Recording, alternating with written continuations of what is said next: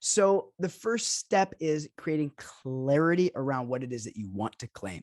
Now, I'm using this word claim because it's important that we don't just desire it. We don't just identify what we want, but we turn it into not only the positive, means not what we don't want, but the thing that we do want, and also getting really specific in it and turning it into something we're willing to claim. A claim statement is I have, I am, I feel, etc. It's not I want to feel, I want to have. It's the I am. It's the end result of what it is that you want. We're creating clarity around the goal of what you want.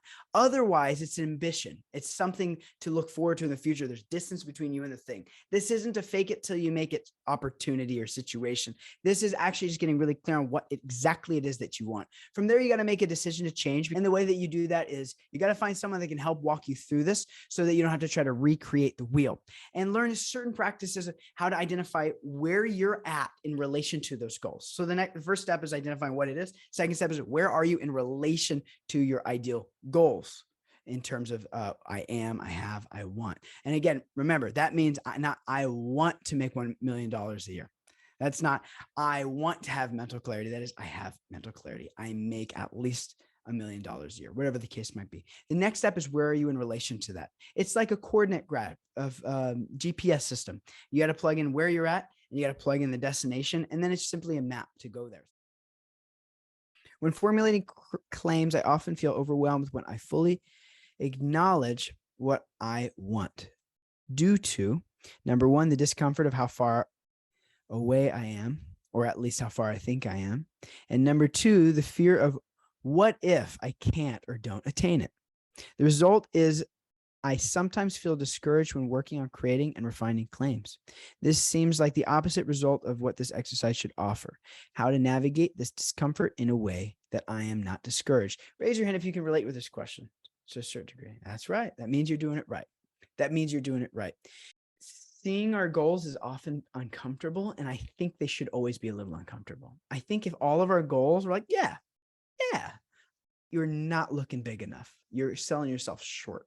I think looking at our potential is naturally uncomfortable because that's just what conditioning is. When we're talking about conditioning, we're talking about this material energy influences us due to the opinions of others and due to our own concoctions of the mind.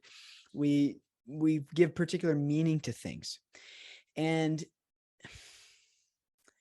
let's also mention one conditioning is not better than another conditioning. It's not like, oh, my conditioning's bad. Yeah, it's conditioning. That's what we're trying to move through. Trying to transcend conditioning, transcend the mind. One person's conditioning is not better than another. We just want to start to move through conditioning, and everyone's conditioning gives different meanings and different labels of different things. The focus that we want to give is being willing to sit through that discomfort in the name of reaching our potential. Again, but not from a place of self-aggrandizement as a form of trying to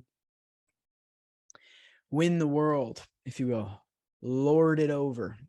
It's trying to be number one at the sake of others being number two, but rather we make our goals that are in alignment with our values, in alignment with our philosophy, alignment with that are in integrity with our highest values and goals, highest values and philosophy.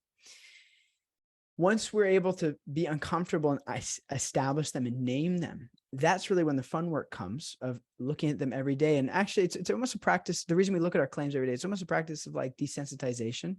There's various aspects of therapy, literally not only just psychotherapy, but even physical therapy of desensitization. For instance, someone who might, let's say they get an injury on their arm or their elbow, which has like not a lot of protection.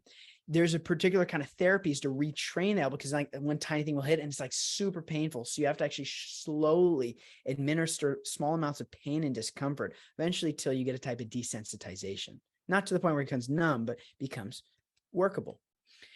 We do this with the mind also with psychotherapy. There's so many practices around doing the same idea, but we want to almost create a particular kind of desensitization. Actually, all humans do this with the way your central nervous system is developed from the time you're a baby. Is everything really goes from being really sensitive to eventually not so sensitive. And some people have more of it, become more supple, and they stay sensitive. Some people become a lot more, I don't know, hard, if you will, and less sensitive. And that all has to do with the development of the central nervous system at a young age. So the idea of sensitization is by looking at your claims every day, that which is like seems so crazy, so uncomfortable starts to seem like not so crazy, not so uncomfortable. And then seeing your distance between you and that thing actually can become something that's quite inspiring, because you start to see the progress. It's like, what's working? Because it's easy for the mind to show you what's not working. It'll always find that. You'll never have to try hard to have your mind tell you what's not working in your life and what's going wrong. But you usually have to put some effort into seeing what is working, what is making progress in your life. So of course it's uncomfortable. That's good.